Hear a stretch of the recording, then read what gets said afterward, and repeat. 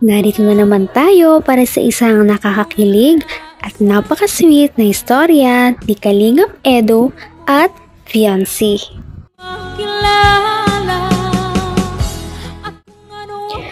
Para sa video na ito ay dumalaw na naman si Kalingap Rab at Kalingap Team sa bahay nila Fiancé matapos ang Pasko. Tumambad nga sa kanila si Ate Fiancé na may isang malaking ngiti at kitang-kita natin na siya ay parang nagpaganda ngayon. Ng puso ko ito, lagi rin akong nagdarasan, hinihintay kita.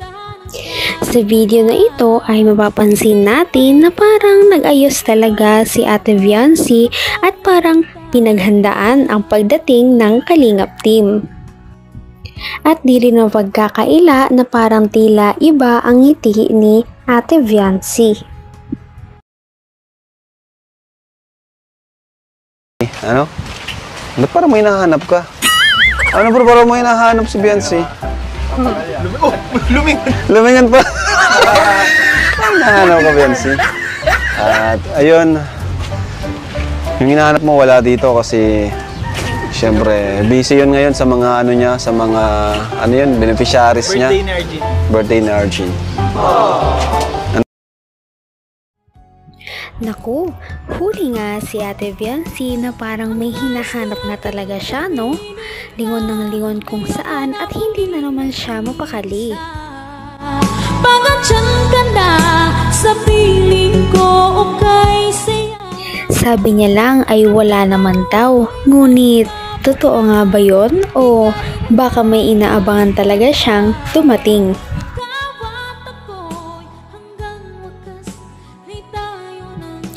Darating kaya ang hinahanap ni Ate Fiancé?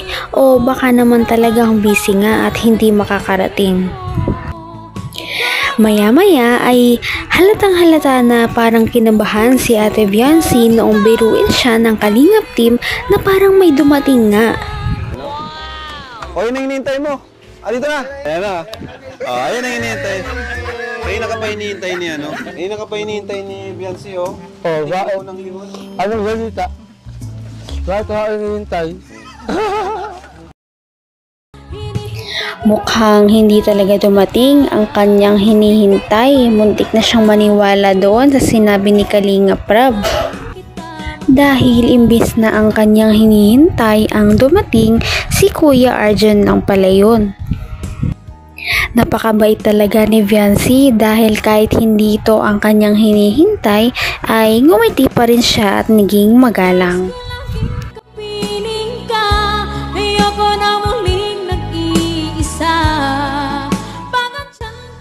Pansin naman ni Arjun ang pagkamalungkot ni Fiancé kaya naman sinabi niya na kakantahan niya na lang daw ito ng isang pangpaskong kanta. Kakantahan kita ng ang asko. Tayo lang, kinukumadaliw. Mga tala ay mas nagniningning. Gaano man, kakupalang ulaw. Sa likod nito ay waligaya. Ang liwanag na ito nasa atin. Ha? Mali ang lyrics mo. Tama mo ba? Mukhang alam na alam ni Ate Fiancé ang kantang iyon dahil napansin agad niya na may mali sa lyrics ni Kuya Arjun. Kaya naman siya na lang ay natawa. Dahil sa kamalian ni Arjun ay kinanta ni Fiancé ang tunay na lyrics at dito maririnig natin kung gaano kaganda ang kanyang boses. Ang liwanag nga ito ay nasa ating lahat. Ngayon sinag-ang bawat pusong bukas. Sa init ng mga yakap, naghihilom ang lahat ng sugal.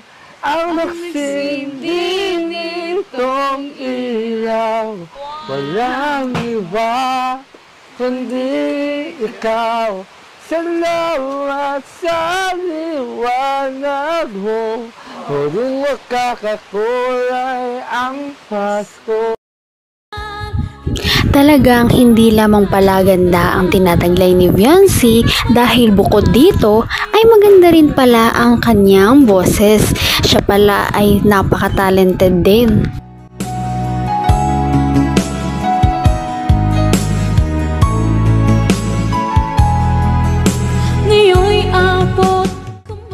Nagulat naman si Ate Viancy noong dumating pala ang kanyang hinihintay dahil ito pala ay nakikinig lamang sa kanilang kanta sa likod ng pintuan. Yung Kalingap.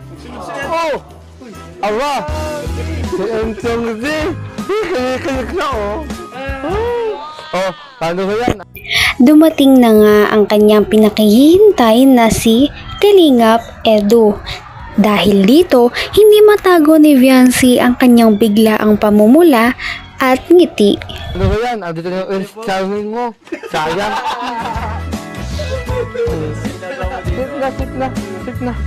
Sit. Dahil dito ay nagpaubayan na si Kuya Arjon ng kanyang upuan dahil dumating na talaga ang pinakahihintay ni Viancy. Sit. Hi, hi Beyonce. Oo, bakit? Saan ka naman tumitingin ah? Diba? Kumusta? Pansin na nga natin ang pamumula ni Viancy at parang nawawala na naman siya sa kanyang sarili kagaya nung una nilang pagkikita. Kumusta?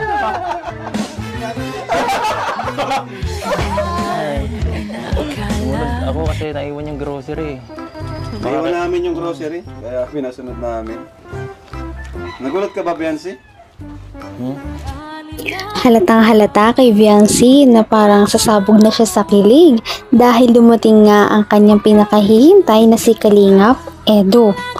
Ngayon, makikita naman natin na parang hindi na naman sila magkatagpo ng tingin dahil si Viancy ay iniwas na naman ng tingin, tumitingin lamang siya sa pinto. Lagi rin akong nagdarasan, hinihintay kita ng kahit tagal. Dahil nga sa umaapaw na chemistry ng dalawa kahit hindi man sila mag-usap ay kinikilig din ang Kalingap team at ang ibang nanonood sa kanila kagaya ng kanilang mga kamag-anak at kapatid. Bagay na bagay talaga ang dalawang ito kaya naman nagtitrending talaga sila at sikat na sikat ang kanilang love team. Ay, paborito mo to, no? Paborito mo ako nag-unbox nito. Joke lang. Oh. Ikaw pala makakasama, hanap ko noon. Okay lang, madali lang.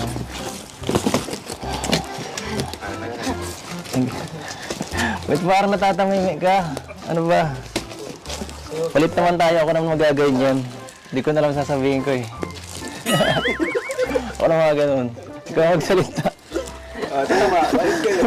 Change personality. Hey, kumusta ang Pasko? Beyonce. Ayos lang po.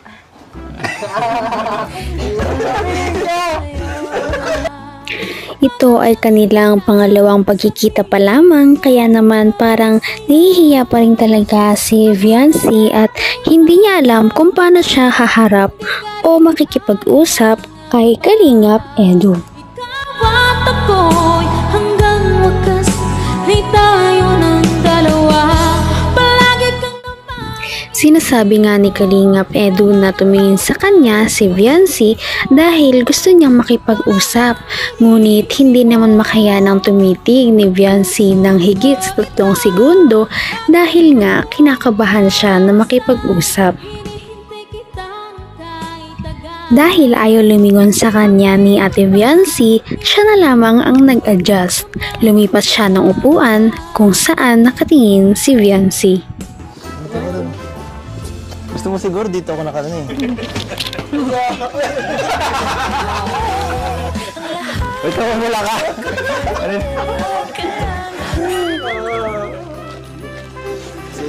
Sige, ako naman. Ako naman dito maganda. Parang hindi naman nakatulong ang paglipat ni Kuya Edu dahil parang mas lalo lang naman kinilig si Viancy.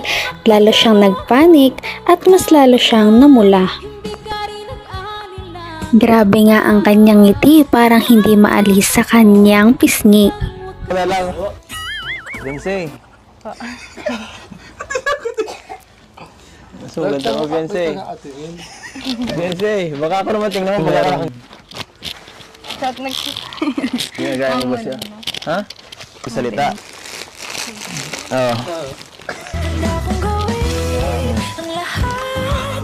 Maging komportable ka na. Para mo lang kaming kuya dito.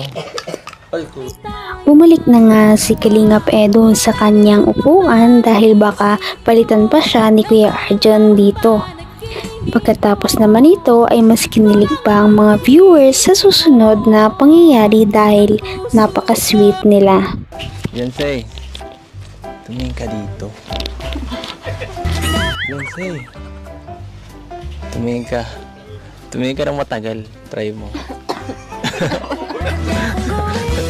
Inubo. Inubo po siya. Bensay, apir.